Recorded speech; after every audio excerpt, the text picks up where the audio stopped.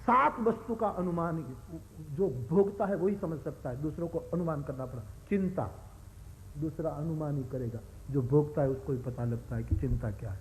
हा? तंदुरुस्ती, दूसरे को अनुमान ही करना कि बहुत अच्छा तगड़ा शरीर है, बहुत स्वस्थ है, लेकिन तंदुरुस्ती वस्तुतः क्या है वो जो भोगता है उसी को ही पता लग जाएगा, दूसरा नहीं समझ सकता।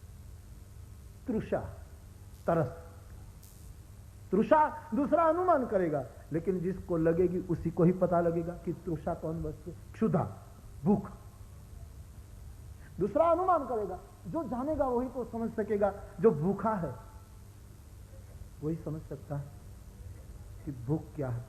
चिंता, तंदुरुस्ती, तरस, भूख, प्रेम, दूसरा अनुमान करता है। प्रेम जो करता है वही समझ सकता है कि वस्तुतः प्रेम की भूमिका क्या है, प्रेम कौन चीज है, वो कौन देश का वासी है, वो कहां मिलता है, वो तो अनुमान किए, लेकिन जिसने उतरा उनमें वही जानता है। इसलिए मैंने कबीर की बात आपको सुनाई थी, कबीर ने ठीक कहा कि बोली हमारी पूरब की, बोली हमारी पूरब की, हमें लखे ना कोई, हमको तो वही लखे जो ठेठ पूरब का हो, जो वहीं का होगा वही हमको पहचान पाएगा। घायल की गत घायल जाने, उस सिद्धांत के मुताबिक प्रेम अनुमान कर सकते। कोई दो व्यक्ति को देखकर, उसकी हंसी खुशी देखकर, उसका भाव देखकर कोई कह सकता है कि शायद प्रेम होगा, लेकिन प्रेम है कि वासना, वो दोनों ही समझ सकते हैं। आप और हम नहीं समझ सकते कि वहां अनुराग है कि राग, वहां मोह है कि नेह, हम नहीं उसका निर्णय कर सकते। चिंता, तरस, भूख, तंदुरुस्ती, प्रेम और पीड़ा, रोग।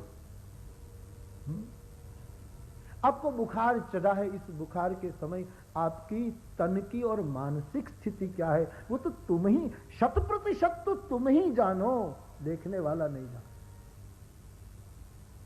देखने वाला इतना नहीं समझ पाता। ये जो पीड़ा है, ये जो दर्द है, तो पीड़ा और पीड़ा के सामने वाला सुख, आनंद जो कहो, वो भी जिसको होता है वो ही जाने। इसमें स्वानुभव ही काम कर सकता है, दूसरा सदैव अनुमान करता है। वेदांत कहता है कि आप कोई जंगल में जा रहे मान लो, और कोई पहाड़ी दिखाई दे रही है सामने और वहां धुआं उठ रहा है, तो आप अनुमान कर लेते हैं कि वहां अग्नि हो सकता है। जो न्याय है, वहां अग्नि हो सकता है।